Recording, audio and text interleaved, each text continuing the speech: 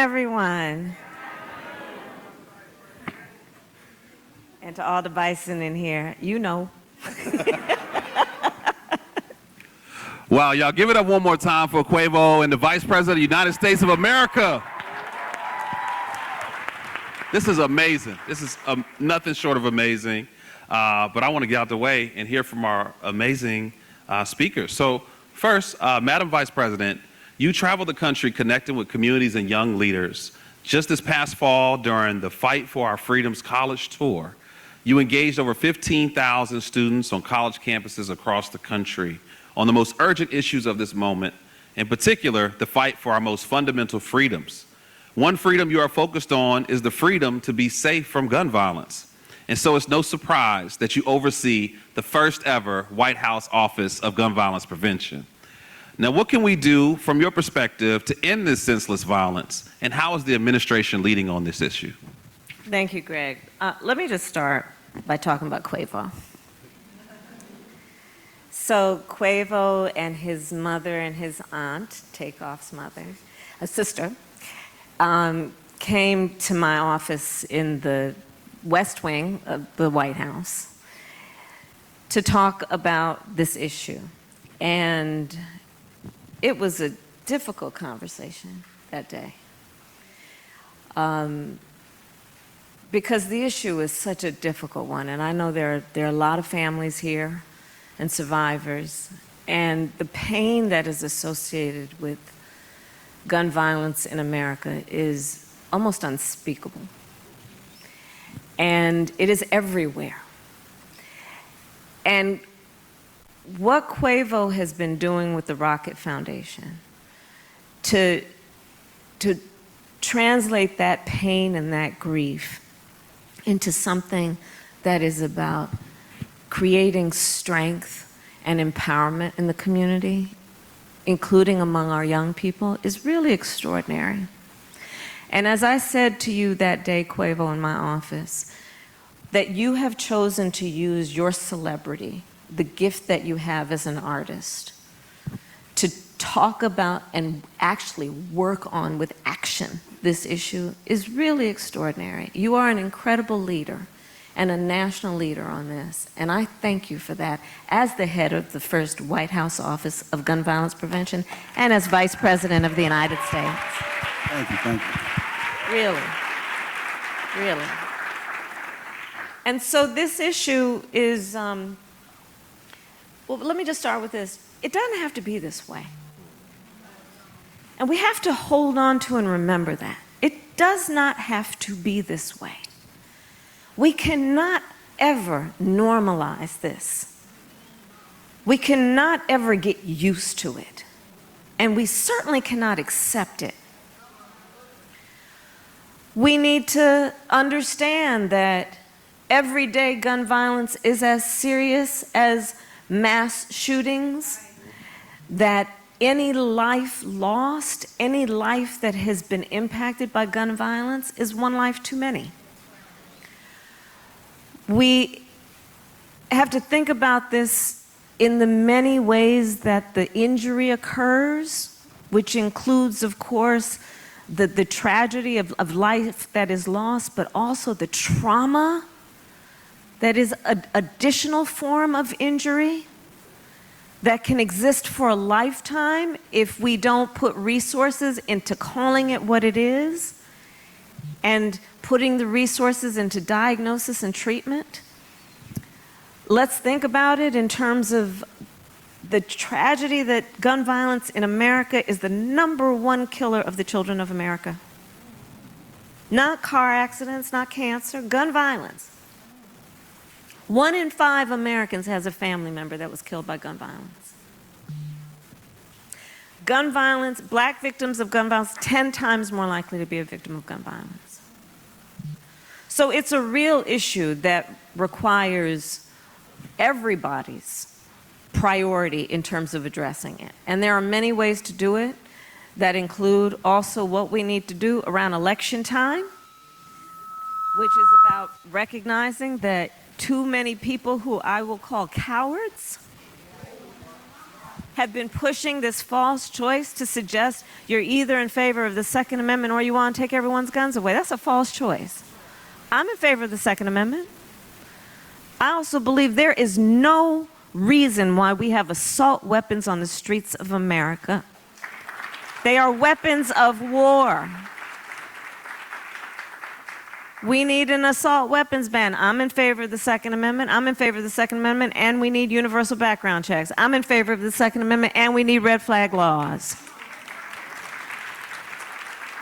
And we need the people in the United States Congress to have the courage to stand up to the gun lobbyists and take action around what is just reasonable. Universal background checks. You just might want to know before someone can buy a lethal weapon. If they've been found to be a danger to themselves or others, you just might want to know. That's reasonable. Assault weapons. Assault weapons are designed to kill a lot of people quickly. There's no place for them in the neighborhoods and the streets where people live and go to school and worship. We've seen what they do. So there are solutions, and that's part of the work that I'm doing with the Gun Violence Prevention Office at the White House, is to work on those solutions, including what we have recently done through that office, which is to put $1 billion into hiring mental health counselors in our public schools to help address the mental health aspect of this. Yes. Amazing. Madam Vice President, you spoke of courage, and there's nothing more courageous than losing someone and stepping up and taking action. And Quavo, you did one of the bravest things with your family by coming to Washington and advocating for change. And so I'm just curious if you can share a little bit about why is this issue so important to you, and why is it so important for you to take action after suffering such loss? I'm a victim. I got a second chance. I feel like I wouldn't be here if everybody, it would have. I just look at myself as like, when I saw him laying there, I felt like I saw me laying there. So I feel like when I'm doing something like the Rocket Foundation, I just want to uplift his legacy and make sure to keep his name alive. So that's why we're here. It's alive and well. Speaking of legacies, Madam Vice President, gun violence causes trauma and deeply impacts our mental health, and especially true for young folks who are going through active shooter drills, that are losing their friends and families at such a young age. And you have spent your career, I would argue most of your life, working on this issue. As district attorney, 20 years of pouring into efforts to be smart about how we prevent violence and really elevating the national model for how we deal with stress and trauma amongst our youth. I also just want to mention, as California Attorney General, you created the Bureau of Children's Justice to shape the state's response to the crisis of childhood exposure to trauma. And as the Vice President, you continue to emphasize the importance of addressing the trauma that too many of us have faced with gun violence. And so we'd love for you to talk a little bit more about how you've been fighting to prioritize mental health and really resources and support to help those who have been impacted by trauma. Mm-hmm. Well, gun violence in the neighborhood, in the community, without any question results in trauma. And just think about trauma as being an invisible wound, but a wound nonetheless. And like any wound, if it does not heal in a healthy way, it will continue to be a problem. I will say that there are many sources of trauma. Poverty is trauma-inducing. When you start compounding sources of trauma, then you can just imagine how the trauma is even more severe. So let's speak truth about that as well. But, on the issue of what I've seen in particular about the trauma that comes from exposure to violence, some people will simplify the point of post-traumatic stress disorder, PTSD, and one of the ways that I've heard it simplified, but it makes sense, is imagine every day you're walking across a very busy street, and out of nowhere a Mack truck comes barreling down. Without reflection, you'll produce what's called a cortisol. Your body will absolutely just react without reflection, and you'll jump back. But if every day at different points in time that Mack truck comes, you're going to overproduce that thing. That is the thing that your body is designed to do to help you deal with stress. But when you overproduce it, one day, as this example goes, you're walking across the street, you look up, you see that Mack truck coming, and you keep walking. Because you've so overproduced this thing that it makes you numb. It's really important to understand that that is one of the symptoms of exposure to trauma-inducing things, because, you know, when we talk about how, especially our young people are misdiagnosed, when people will look at our young people and say, oh, they don't have any emotion or feelings, that response to this thing doesn't seem like a healthy response. Well, when people have been overexposed to trauma-inducing events, that's physiologically what happens. So we have to also elevate the conversation about what trauma looks like and what the effects of trauma look like. It includes that a young person, or of any age, by the way, will have trouble sleeping at night, will have depression, will have flashbacks. If they're in class, will act out, and then get labeled the bad kid, which just produces a whole other cycle of then getting, put on detention, getting kicked out of school. So this issue of early diagnosis and treatment of trauma has profound impacts on everyone from our youngest to of any age. And part of then the work that Quavo, you've been doing with the foundation, what we've been doing, is to elevate the importance of dealing with mental health. And it's something that all communities need to address, but we in particular have to remind people. When we talk about health care, for too long people have acted as though the body starts from the neck down. Well, what about the health care we need from the neck up? That's health care. And so mental health care is important, but we got to put the resources into it. And the thing that we know is we need to have culturally competent mental health care providers.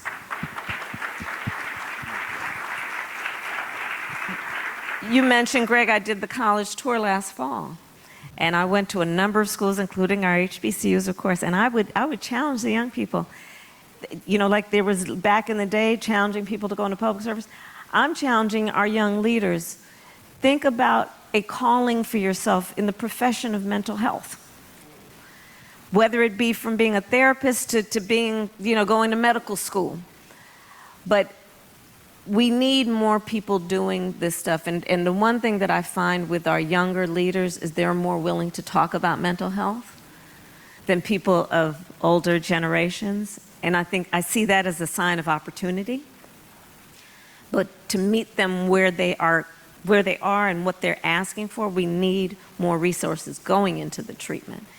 And I think we can get there. And we've already, for the work that we've done, over 300 mental health counselors in the public schools of Georgia as a result of the work the President and I have done. And I will add one more thing. Please pass the word. There's a crisis line that we've set up, 988. And here's the thing to let people know about that. You can be anonymous. You can text it, you can call it. You can have a conversation. Sometimes it's just about creating safe places for people to talk, just to be able to talk. And so 988 is something that we should get the word out, where it's anonymous. You can just call and talk with somebody about how you are feeling in a safe place. Thank you. I want to ask the room real quick, raise your hand if you've lost someone to gun violence. And so I just think it's fair of me to speak from the room, Madam Vice President. Just thank you for seeing us. Thank you for seeing how deep this is cutting our community. I know for me, I couldn't sleep for months. I think our first few conversations, Quavo, you were going through the same thing. And for too often, our trauma is overlooked. Yeah. And it just means so much. It really does. So just thank you. Thank you for seeing us. Thank you. Thank you.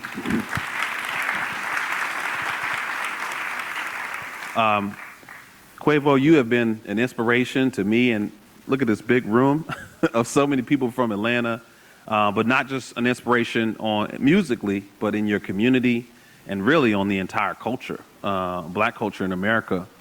And I just want to thank you because you've been fighting for resources for our communities and for youth all over the country. And Rocket Foundation is such a huge transformative organization. And I just want to give you some space to talk more about why this is important and the vision that you have for this foundation.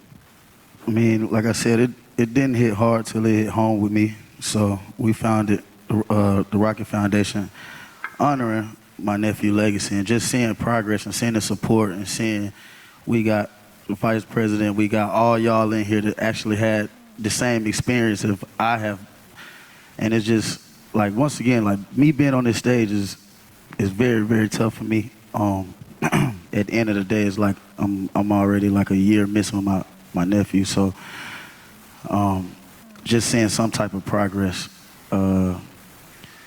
We launched the Spark grants, and we want to make sure that we get these organizations that want to do something about it, funded. We want to make sure we support them. I feel like everybody need like a plug. I feel like in music we say a plug. So I just want to be the plug to the community and help change. Hey, let's go.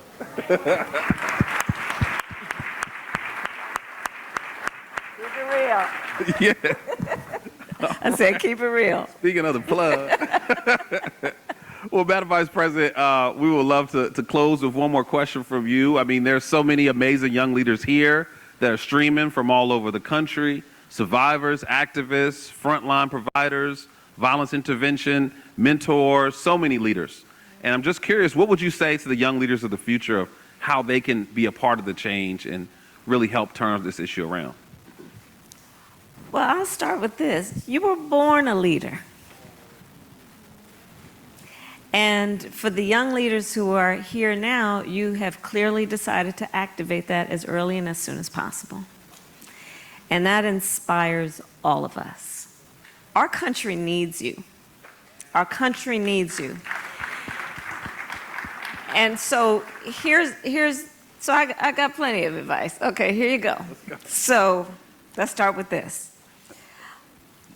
You're going to hear many times in your life, oh, nobody like you has done that before. Oh, you're too young. Oh, it's not your time. Wait your turn. This is one I love. Oh, it's going to be hard work.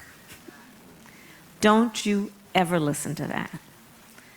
Let me tell you, I have a saying, I eat no for breakfast. I don't hear no until maybe the 10th time, and I don't hear it then either. So don't ever listen when someone tells you that the thing that you have passion about, that you know can be done. Don't ever listen when somebody tells you it's not possible. The other piece of advice I have is this. Don't ever be burdened by other people's limited ability to see who can do what. That's not your problem. That's not your problem. That's their problem. Got more advice. There will be many times when you're going to be in a room, a meeting room, a boardroom, where you're going to be the only one that looks like you in that room. The only one who's had the experiences that you've had. I want you to look around this room and hold this image in your heart and in your mind. And you remember when you walk in those rooms, we are all in that room with you.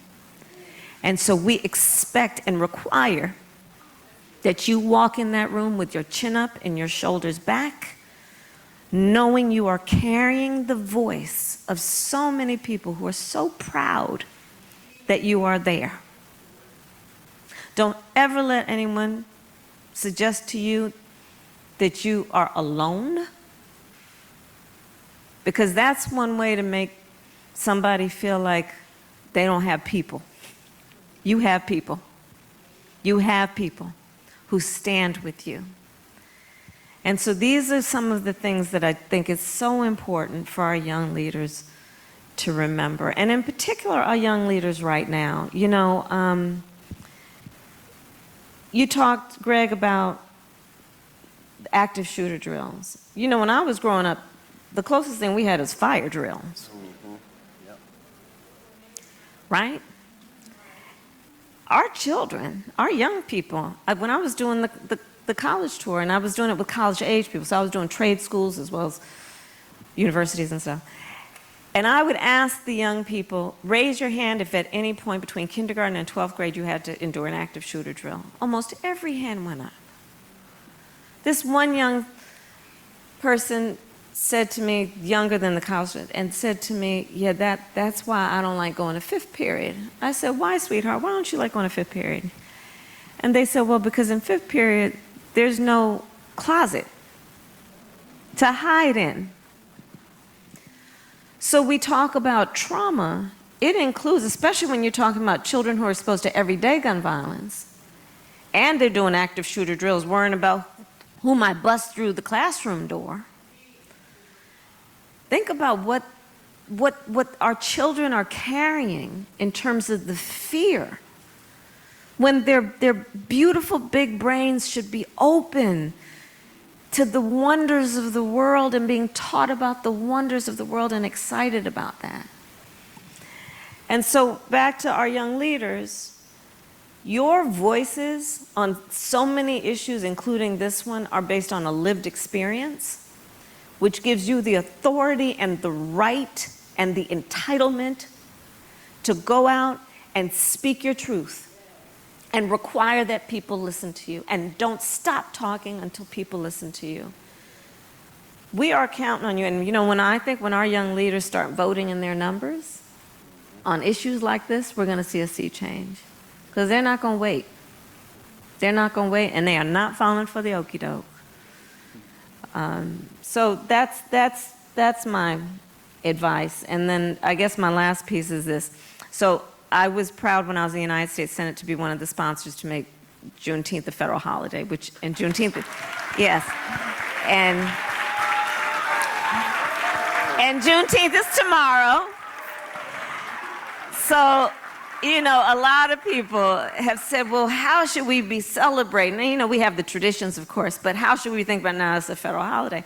So one of the things that I've issued as a call to action, so I would invite everyone to participate, is among the many ways that you celebrate Juneteenth, think about how you can ask just your neighbor or your cousin or somebody to make sure they're registered to vote. Let's think of it as a day of action to register people to vote as well for Juneteenth.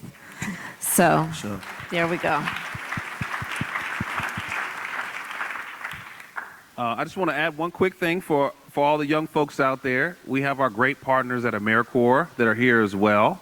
And so Yes. please give them a big round of applause. And there are over 500 sites of AmeriCorps where you can sign up and join the team officially to help us address the issue of gun violence. And don't we have some paid jobs in the connection with AmeriCorps? Oh, yes, ma'am. Let's talk about that. Yes, ma'am. The average program pays $2,914 a month. But, you know, who's counting? But there are great programs to get you started, and we would love to have you be a part of your service work and being paid for that effort. So, and one last thing I'll just share. Oh, yes, please, sir. I just want to shout out, shine light on the Rocket Camp and go back to how she said everything started with the youth. So what we will be doing, we going to open up the Rocket Camp and have, where are my Rocket Camp kids at? What are they? They in here? Okay, cool. Yeah, so, yeah, right there. Yeah. Oh, my goodness! We're going to keep them boys. Oh, my goodness. Yes, sir. Yes, sir. Oh. So I'm gonna make sure I pull up to the camp, and we're gonna make sure we play basketball, have some fun things, and at the same time, it's gun prevention programs and many other programs in there. So I'm hands-on. I will be coming to see y'all boys rock at camp. That's right. Oh, that's wonderful. So, Madam Vice President, would you like to share the last word? We have more work to do, but good work is happening. And let's not let anybody make us think that we cannot make a difference. There's so many people here they raise their hand. You've been through so much. And it's never ending in some ways, but we can't let these circumstances take away our purpose and our knowledge that we can make a difference. And I look at this leader, at Quavo, as an example of that. You inspire so many people, including me. Thank you. Because this is exactly what leaders do. They figure out a way to turn pain into purpose in a way that benefits so many. And I'll just end with this. I think that there's been something kind of backward that's been happening in our country in the last few years, that is to suggest that the strength of a leader is measured based on who you beat down, when in fact the real strength of a leader is measured on who they lift up. And that's what you are doing.